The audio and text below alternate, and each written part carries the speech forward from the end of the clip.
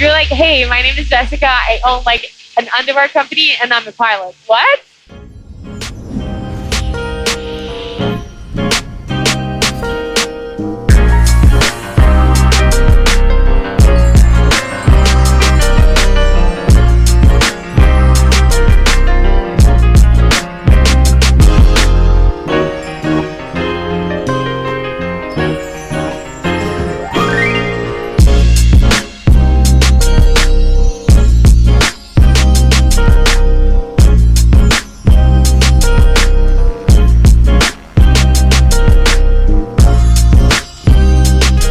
Hey everybody, I'm Matt Mosbean, and you are on air with Radio Chatter. Joining us on the flight deck, aujourd'hui, we have Jessika nomme. She's one of Montreal's baddest and most recognizable creators. You may know her from Quebec reality TV show Occupation Double, or more recently as the co-founder of Pop Underwear. Jessika, welcome to the show. Thank you. I appreciate it. How are you with heights? I'm actually really good with heights. I'm not really afraid. Well, we'll see how far you make it before we flip you guys upside down. I am totally into that. So we're at 1,500 feet. We're getting a really nice view of Long Sault Park right now, just south of Cornwall, Ontario. So let's dive right in. Word on the street is that you're not just a creator when it comes to music or clothing design, but also for dinner you make des grosses salades, and so fruits, vegetables, rare Nepalese, alpine berries. What are you tossing in the mix with your salad creations these days? Oh my god. Okay, so like pecans, I would say, like pears. What kind of proteins? That would be like either like tuna or chicken. Do you have like a particular dressing that you like to use? Yeah, usually it's something that has like maple syrup in. Right. Or like grilled seasoned oil. Do you make like your own dressings, or do you get the store stuff, or like out of the bottle? No, I'll make my own. I'll make my own, but it's never like too complicated. That makes total sense. And I mean, like on the topic of foods, we're hearing that you're a bit of a speed eater, and so like I have problem with that. do you normally are you on like dessert by the time that most of your friends are on appetizers? I don't know if it's something that's like sometimes also like I wait too long before to eat, right? So I get very hungry, so that's why I eat fast as well. Like that makes sense. So yeah, I think it's a mix between me being scared of getting my food stolen and me just being too hungry.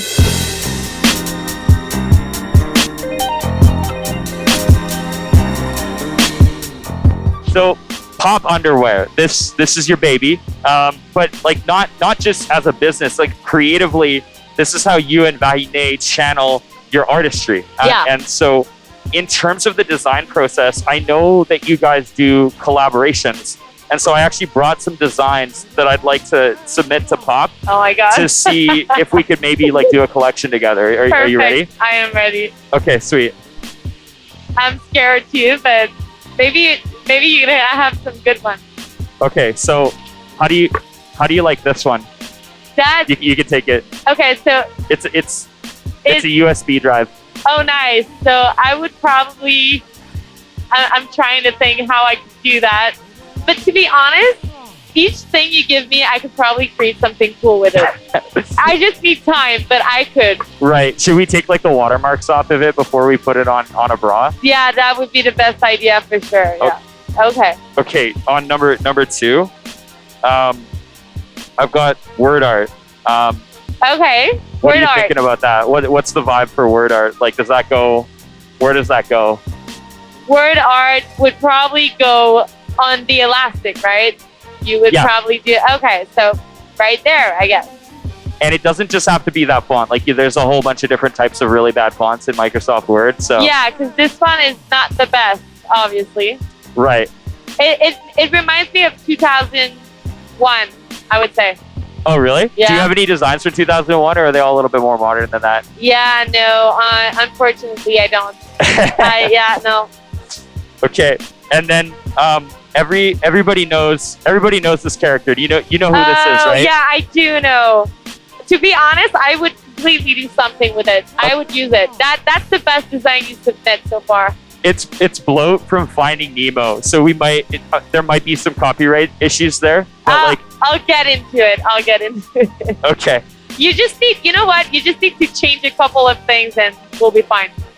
I mean, last but not least, we have the No Problema.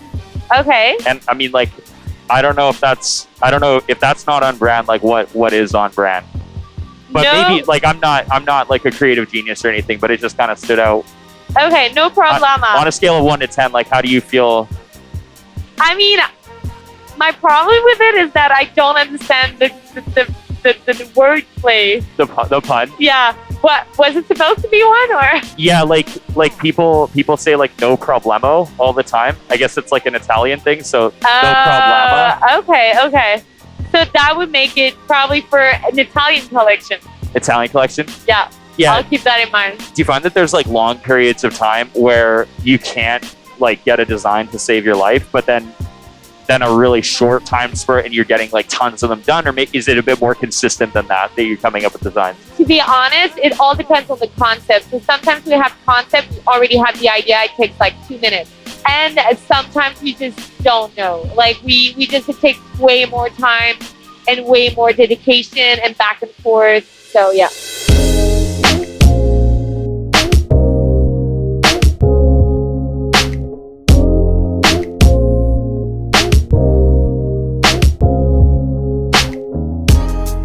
You're on Dragon's Den or L'Oeil du Dragon. Yeah. It always gets me when somebody makes an offer. It would take me days or like weeks to consider an offer for $80,000. And then on the show, it's like 5 minutes that you get to do that, or how does that actually work? So it's a bit more. To be honest, we went in the bunker like 2 times. One was probably 15 minutes. And the other one, the first one was probably 30 minutes. Oh, really? Yeah, so you have like way more time. It's just like, obviously it's like a TV show, so they cut it. Yeah, okay. So yeah. And after that, to be honest, it's like it's on TV, but it doesn't mean that it's really going to happen after all. Oh, really? Yeah.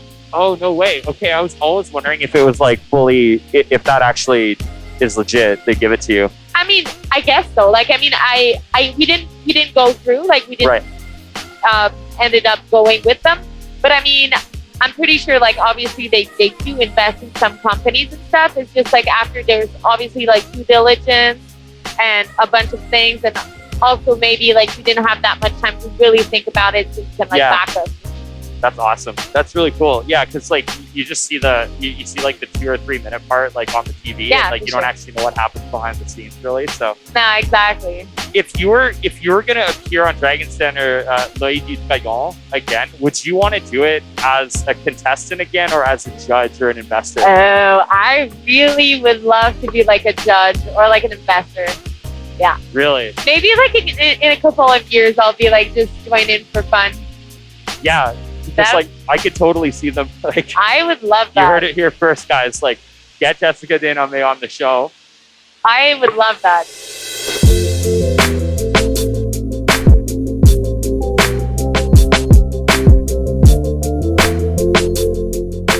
So getting into business with a longtime best friend, like since high school. Yes.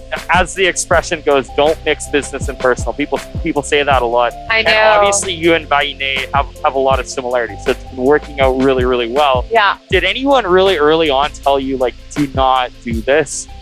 To be honest, not really, because I know some people that has been in business with their friends. So a lot of them are like, yeah, it's working well. And some others are like, oh my God, it's the worst thing ever. And some other people is like, I just want to have like my own business alone. So it really depends. But like in my own experience, like I made the best choice ever. Like I love working with her. She's my best friend. She's also, she's my everything, you know? So it's like, it's just been great. I'm really like lucky to have her, and I'm really happy. Right. Totally. And I mean, it really comes out in your Instagram and like your YouTube videos, which is amazing. Like you have a deeper connection than most like business partners would. Exactly. And I guess with that said, like what would be your take or your advice to someone that was considering like getting into business with like a friend or a family member or something?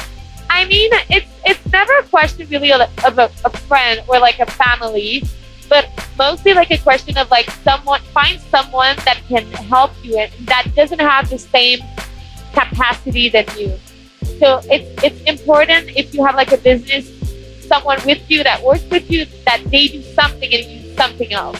Right. Because like if you both are like this, like good, the same, as good as like the other one, you're not gonna go like, it's not worth it. You need like, someone that complements you. Do you think you're just gonna butt heads if you're both good at the same thing? Well, it's just you're gonna be missing the part that you need. You're gonna need someone else for the part that you can't do. Right. So that's how I see it. So like Vaini and I are really like a complement. So we work really well together. She's doing stuff that I wouldn't do, and I'm doing stuff that she wouldn't do. Right. Where does she complement you, do you think? I mean, mostly like obviously for design creation, it's perfect because you need two heads. It's always better to have like two heads. But like I do the marketing, I do the branding. She does more like the logistics, the paperwork sometimes, and all those type of things. So it's really a good complement. Like we don't have the same force, I would say.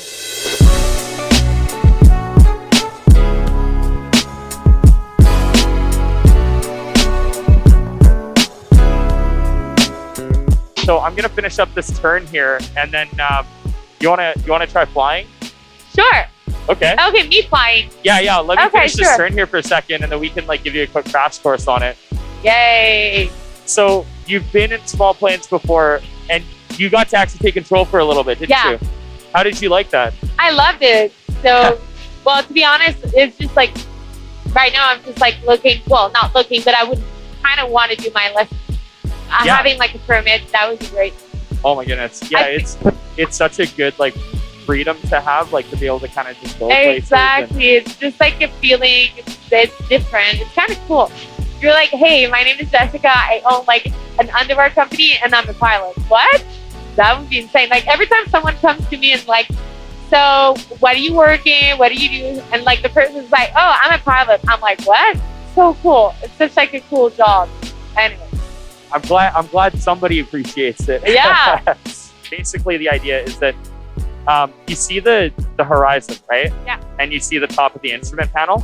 Yeah. What you want is the distance between the horizon and the top of the instrument panel should be pretty much the same. Like as a pilot, that's basically your job, is to keep them the same. So you can take your hands on the controls. So if we look out to the right-hand side, let's check for traffic first, and then we can start making a right-hand turn. I'll do the rudder part, you just do the steering wheel part. You're doing a really good thing right now, which is you're looking that way and you're looking forward. Yeah. You want to look at a combination of both of them. That's beautiful. You're flying a plane right now. Tell Vaini because she's scared. She's like, yo, if you get your permit, you're going to crash us. I'm like, yo, no, I'm not.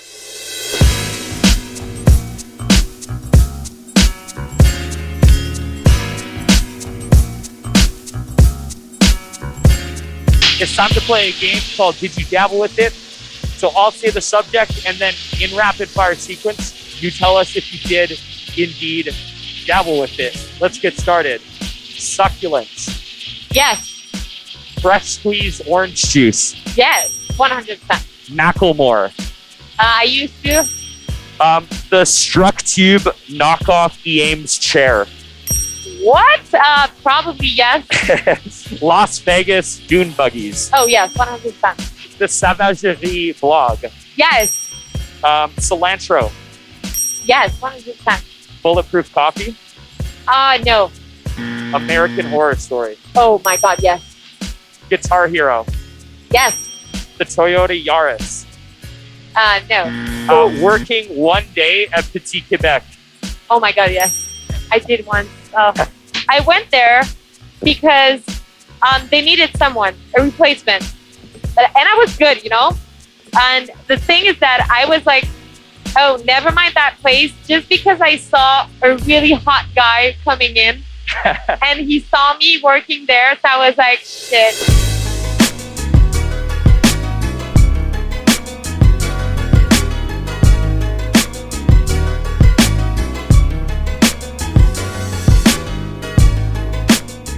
You're so good at leading with trust. with people.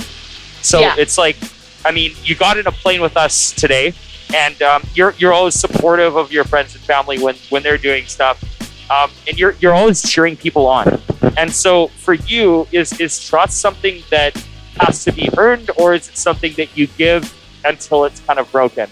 Trust for me, it's something I give and like until it's broken, but it's really hard to really get close to me, like really, really close to me.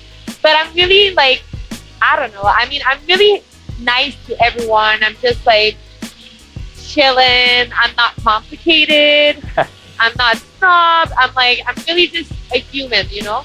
Right. And I feel like human base is like helping each other, loving each other, and all that kind of stuff.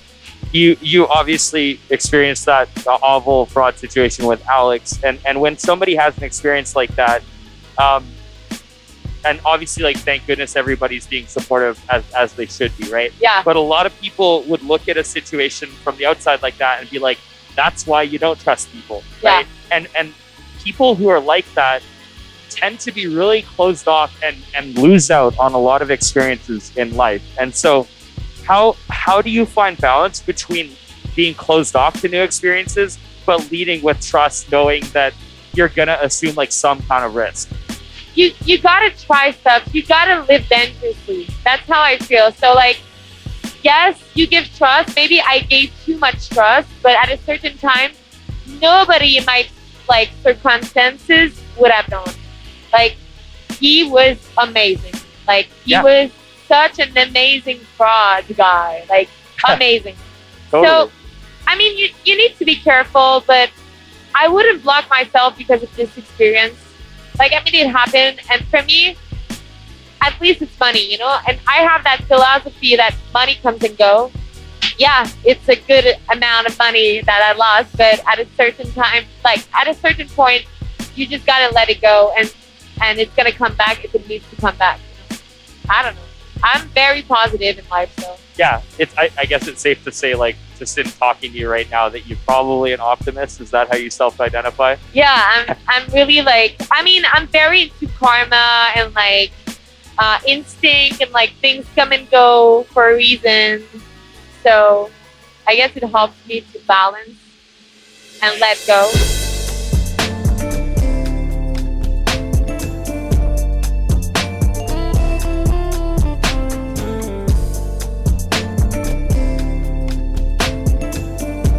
So we talked about business and some of creative Jessika, but there's something really interesting here, and people really like to bucket people into like one or the other. They're like kind of creative or like kind of businessy, and so with you, that's impossible to do. You cannot bucket Jessika de nomme into either one of those things. I know, because I think I'm really both. Do businessy people ever tell you that like you're too wild and fun, and then do like creative people ever tell you that like you're too into spreadsheets and too into working and stuff? That's a good question. Not really, to be honest. I think I have a good balance. Right. Because I'm very structured, but I'm not crazy structured like some people I know. So I'm still creative, but I'm still, I don't know. But no, I think I'm in a good middle, I would say. You were really into music growing up, and you had the same singing coach as Celine Dion. You won your first competition at age 10. Yeah. You were into dance. And so how did you answer that classic, what do you want to be when you grow up question when you were in high school? Oh my God. I don't know. To be honest, I woke up and I was like, I want to be a singer. It's just like, since like I was like 5 years old, I knew that this is what I wanted. I love dancing. I love being an entertainer. I love singing. It was like my passion because it was so creative, you know? And at a certain point, when I came in more seriously into that field, I realized that the business part of it, I really didn't like it. So finally, I think I was just like, you know what? It's not what I want anymore. And when I started pop, I was like, this is it. This is really where I'm supposed to be. Wow. Let's say somebody hits you up about they're struggling because they don't feel like they identify as a creative, and they don't feel like they identify as a business-minded person either. They're like sort of in the middle. Yeah. What sort of advice might you give to somebody who's kind of having not an identity crisis, but they feel like they don't fit in like that? I mean, I love people that don't fit in. But it's true. Like, I mean, when I started the company with Bainé, I was like, we're crazy. Like, we started stuff that are like, eat my hot dog, and you find a lot of hot dogs on the underwear. Like, it's kind of fucked up. Like, it's weird, you know? And like, also models that were not really like new models. We started that, and like, we were like, I don't know, but let's try it because we like it. So, I mean, if you do have a crisis, it's not about fitting in. It's mostly about being happy with yourself and just like, you know, following your instinct. If for you, I don't know, you're really, really creative and this is where you want to go, what to do, go there, you know? You don't need to be everything. You don't need to fit in. You just need to be you. And that's the beauty about it, I feel. That's it. We're getting close to our final destination, and the seatbelt sign has been turned on for landing. Jessika, we'll turn over the spotlight to you one more time to take us home. Tell the world about what's going on in the world of Jessika and let them know how to reach you as well. Instagram, jessika.denomme. This is my Instagram. My phone number, if you're single and you want to date me, it's 51. No, I'm kidding. He's like, what? I was like, that's like really, we're like, that was amazing. Learning a lot today. I'm just kidding. I just love to say that. Matchmaking at 1,500 feet. Exactly. So yeah, that's about it. Thanks so much for flying with us. Thank you for having me. Ladies and gentlemen, this is your captain speaking. You know exactly what to do. Fasten your seatbelts and subscribe for more.